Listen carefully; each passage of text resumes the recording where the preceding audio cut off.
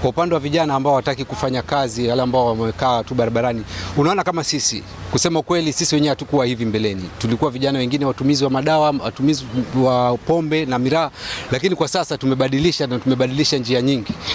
Using drugs and indulging in activities that are negative to your body and to your well-being as a whole is not the solution.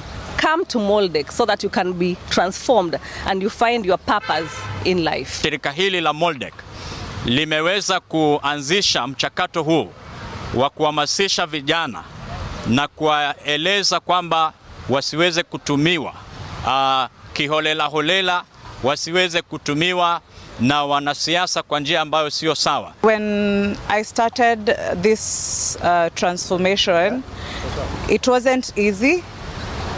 But somehow with his mentorship, it became lighter, the burden became lighter. And I can say right now, I am in a good position.